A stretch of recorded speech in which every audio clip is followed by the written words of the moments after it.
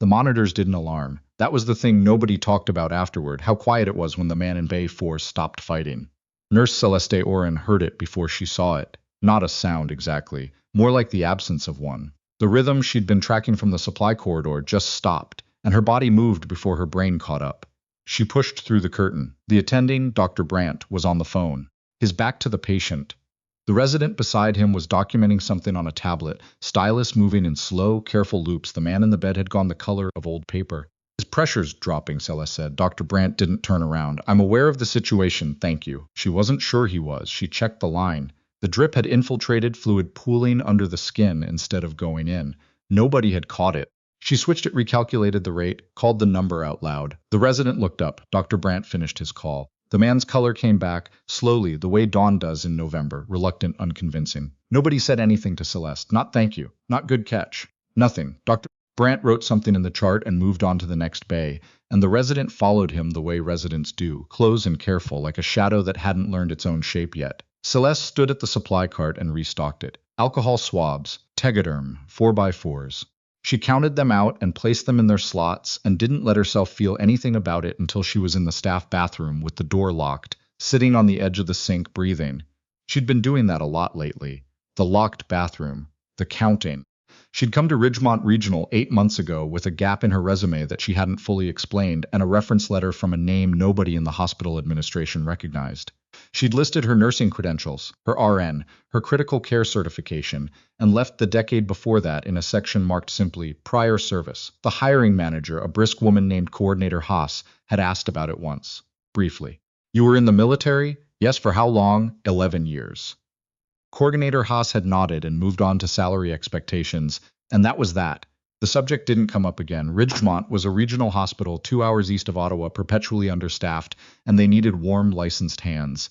They didn't ask questions that might complicate the paperwork. What the paperwork didn't say, and what Céleste hadn't offered. She had spent 3 of those 11 years as a TCC instructor, 2 of them forward deployed, and 18 months attached to a joint task force unit that didn't advertise its name. She had flown more medevacs than she could count anymore. She had held pressure on wounds in the back of moving aircraft in the dark, in weather, that had no business permitting flight, talking to men who needed to stay conscious more than they needed to know how bad it was. Her call sign in that life had been Wren, small bird.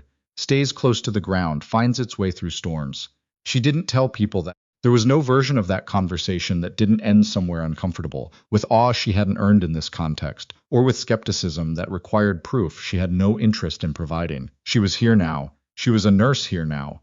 That was the whole of it, or so she kept telling herself. The problem was that here, she was not quite trusted to be a nurse. It had started with Charge Nurse Girard. Elise Girard ran the medical surgical floor the way some people run a country, with absolute confidence in her own authority and a talent for making structural problems feel like personal failings. She was not cruel, exactly. She was precise. She had decided in the first week that Céleste was junior, uncertain, in need of guidance, and she had applied that decision consistently ever since, regardless of evidence to the contrary. Céleste had been assigned to supply management her 3rd week in. Inventory, restocking, coordinating with the pharmacy. It was administrative work dressed in scrubs, and Girard had framed it as an opportunity. It's important work, Girard had said. You'll learn the systems here, get oriented. That was 5 months ago. Céleste was still oriented. She didn't complain. She didn't know how, or rather she knew how, but the kind of complaint that worked in a forward operating base had a different shape than the kind that worked in a hospital with a union and a patient satisfaction committee. She filed it away.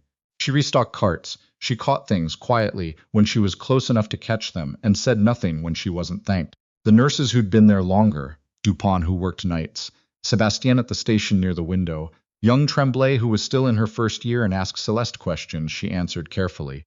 They had mostly accepted Girard's assessment of her. She was supply, she was background, she was the woman who knew where the extra blood pressure cuffs were kept. Once she had overheard Dupont telling Tremblay, she's competent enough, just doesn't have much clinical instinct. Too used to military protocols, very by the book. Céleste had been 6 feet away, behind a cart. She'd kept counting gauze pads. October came the way it does in eastern Ontario, overnight all at once, the maples going red and the mornings dropping 10 degrees without warning. The helicopter pad at Ridgemont was on the roof. It was used maybe 3 times a month, for transfers to the trauma center in Ottawa, and the staff mostly forgot it was there. It was part of the building, the way the boiler room was part of the building. Functional, invisible. On the morning of the 14th, Celeste was in the hallway outside the cardiac unit, restocking a medication cart when she heard it. Not one rotor, two. She stopped what she was doing. The sound was lower, heavier than the transfer helicopters. She knew that frequency the way she knew the difference between rain and sleet, from the inside of it, from having lived in the middle of it for years. She stood very still and listened.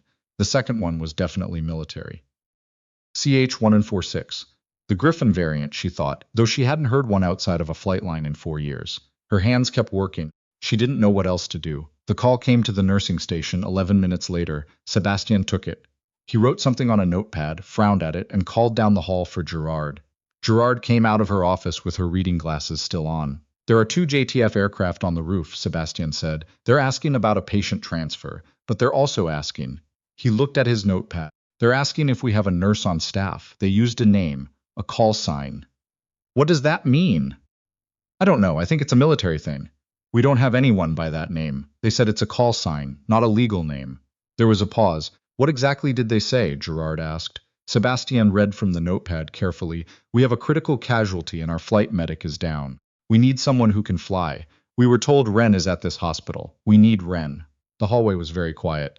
Down at the medication cart, Celeste had stopped moving. She didn't come forward right away. She thought about not coming forward at all. She thought about it the way you think about a door you've already decided not to open, circling it, mapping its edges, telling yourself the room on the other side doesn't belong to you anymore. 4 years, she had been careful for 4 years, but she could still hear the rotors. She put the last box of IV tubing in its slot, closed the cart, and walked to the nursing station. Girard saw her first. Orin, this isn't a good time. I know. Celeste looked at Sebastian. Can I see the notepad? He slid it across the desk without asking why. She read the name at the top, the unit designation. She knew it. She had trained half those flight medics. Where's Girard? She said then. Sorry, I know where you are. She set the notepad down. I need to go to the roof. Girard's expression shifted. I'm sorry? The casualty they're transporting. I need to know the injury profile before they land. She was already reaching for the wall phone. Do we have a trauma kit stocked, or do I need to pull from the ER? You're a supply nurse, Girard said. The words came out flat, automatic, like a fact she was reciting. Celeste looked at her. It wasn't an angry look. It wasn't defiant. It was the look of someone deciding, quickly and quietly, that there was no time left for the conversation they probably should have had months ago. I know what you think I am, she said. Can someone call down to the ER and ask Dr. Brandt for authorization to access trauma supplies, or do you want to do it? Tremblay, who had been standing near the window with a vitals chart and heard all of it, was already picking up the phone. The roof was cold and the wind off the field to the east cut through Celeste's scrubs like it had a destination. The Griffons were both down now, rotors slowing but not off. One of them had its side door open. 3 people in flight suits were moving around the interior with the clipped, efficient energy of people who have been doing something critical for too long without enough help. The man who came to meet her at the roof access door was tall, wearing a flight helmet still, visor up.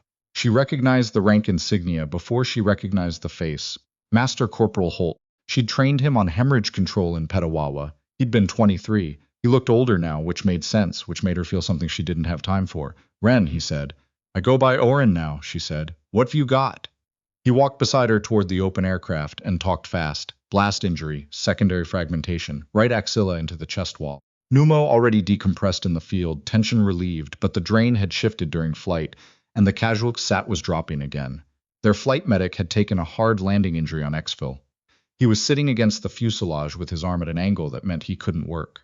How long ago did the sat start dropping? She asked. 18 minutes. What's it at now? Last read was 88. She was through the door and across the deck before she finished processing the number. The casualty was a woman. Late 20s, Celeste thought, though it was hard to know. Shock aged people strangely, or sometimes erased age entirely, left them looking like something prehuman. She was conscious, barely but conscious, her eyes tracking the movement around her. Celeste put her hand on the woman's sternum, firm, present. Hey, I'm Nurse Orin. I've got you. The woman's eyes steadied. The chest drain had kinked, the tube folded on itself during a turbulent descent, partially occluding. Celeste straightened it by feel, repositioned the tape, watched the drainage resume. Behind her, Holt was relaying information to someone on a radio. The rotor noise made it hard to hear her own thoughts, but she'd worked in worse. She'd worked in so much worse. SAT came up. 89, 90, 93. She tracked it. She did a secondary sweep, hands moving in the pattern she'd run so many times that her body without her telling it to. She talked to the casualty the whole time, not explaining, not comforting exactly, just narrating. Checking your pressure. Good. Watching your breathing. Stay with me. It was something she'd developed in the field, the low-level commentary, because silence scared people in ways that information didn't, even when the information was technical and not particularly reassuring. 986, someone called out. She let out a breath she hadn't been tracking. The transfer went to Ottawa by air. Céleste stabilized the casualty well enough for the flight, briefed the Ottawa trauma team by phone while Holt and his crew prepped for departure, and recommended a thoracic consult on arrival. She gave them the drain placement specs, the fluid balance, the timeline. She spoke in the clipped, specific language of the world she'd left, and it came out of her easily, without effort, like a language that had never really gone dormant. When the aircraft lifted off, the roof was very quiet. She stood there for a moment. The wind was still cold. The Ottawa aircraft were small now against the gray October sky, banking east over the fields. Then she went back inside. Girard was waiting at the bottom of the stairs. She looked different from this morning. Something had shifted in her face, exactly, more like recalibration, the slow, uncomfortable process of updating a model of the world when the data no longer fits. The ER attending called up, Girard said. He wanted to know who authorized the trauma kit use. A pause. I told him I did. Céleste looked at her. That's not. She stopped. Thank you. I also want to say, you don't have to, I think I do. Girard took her glasses off. She had a habit of doing that, Céleste had noticed when she was about to say something she'd rather not. I made assumptions about your capabilities when you arrived, based on, she paused. I don't have a good reason. That's what I'm saying. I don't have a reason that holds up. The hallway was empty. Down at the station, Céleste could see Tremblay watching from behind a monitor, pretending not to. I appreciate that, Céleste said. Not warmly, not coldly, just directly. Can I ask what your background actually is? Céleste thought about it. I was a flight nurse with JTF for 6 years, she said. Before that, a TCCC instructor out of Petawawa. Before that, 2 years in Afghanistan with the medical support unit. Girard was quiet for a moment. And you've been restocking carts, yes. Another pause. I'm not sure what to say about that. You don't need to say anything about it, Céleste said. I needed somewhere quieter. I needed work I could do without. She stopped. There was a way to finish that sentence and a way not to. I needed a different pace for a while. She meant that. It was true.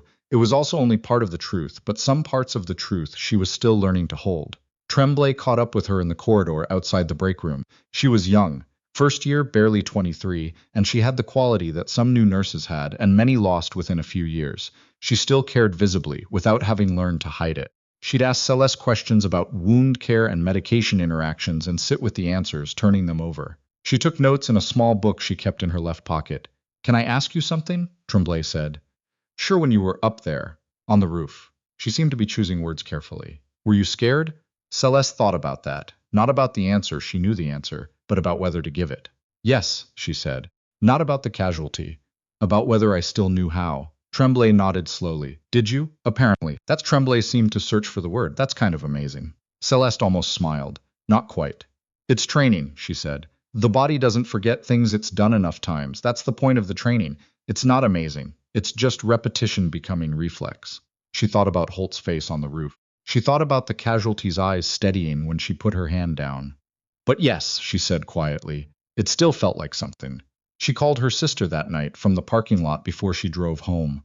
Her sister lived in Sudbury and knew most of the outline of Céleste's life without most of the contents. They talked twice a month, about their mother's hip, about her sister's kids, about nothing in particular. How was work? Her sister asked. Céleste sat in her car with the engine off, watching her breath cloud in the cold. Interesting day, she said. Good interesting or bad interesting? She thought about the rotor sound from the hallway, about the notepad with her call sign on it, about the word Wren in someone else's handwriting, sitting on a nursing station desk in a regional hospital 2 hours east of Ottawa, finding her anyway after 4 years. I'm not sure yet, she said. Both, maybe. Her sister said something about dinner, about the kids. Céleste half listened. She watched a car pull out of the lot. She watched the light on the hospital's exterior sign flicker once and settle. She thought about the door she'd been circling, whether she'd opened it today or whether it had opened itself, and she'd simply stopped standing in the way. She thought about Tremblay's question. Did you still had been yes, but the part she hadn't said, the part that was still sitting in her chest, unprocessed and a little sharp, was that she hadn't been sure it would be, that somewhere in the 4 years of inventory sheets and medication carts and quiet bathroom breathing, she had started to wonder if the person who could do those things was still in there, or if she'd used her up, or set her down somewhere and forgotten the location. She hadn't. That was the thing she was carrying home. She was still in there. She'd just been very quiet. The next morning, Girard met her at the station before rounds. I spoke with Dr. Brandt and with administration, Girard said. There's going to be a formal review of your role here. We'd like to move you to the trauma rotation if that's something you'd consider. Céleste set her bag on the desk. I'd consider it, she said. You'd be working directly with the ER team. More clinical, less supply. Girard had the grace to look briefly uncomfortable. Yes, Céleste thought about it. She thought about the rota, the hours, the noise level. She thought about the fact that she'd asked for quieter 4 years ago and had gotten very quiet, and it had helped until it stopped helping. I'll take it, she said. Tremblay, walking past with a tray of morning meds, caught Céleste's eye and looked quickly away, but not before Céleste saw the small, uncontrolled expression on her face. Something between relief and something else. Recognition, maybe. The look of someone watching a thing finally be called by its right name. Céleste pulled her lanyard from her bag and looped it over her head. The station was filling up around her. Phones ringing, the shift change murmur. Dupont coming in from nights, handing off to Sebastien. Someone calling down the hall about a BP cup. The ordinary noise of the place where she worked, which was hers now in a different way than it had been yesterday. Not more comfortable, exactly. Just more honest. She picked up the first chart. She started her day.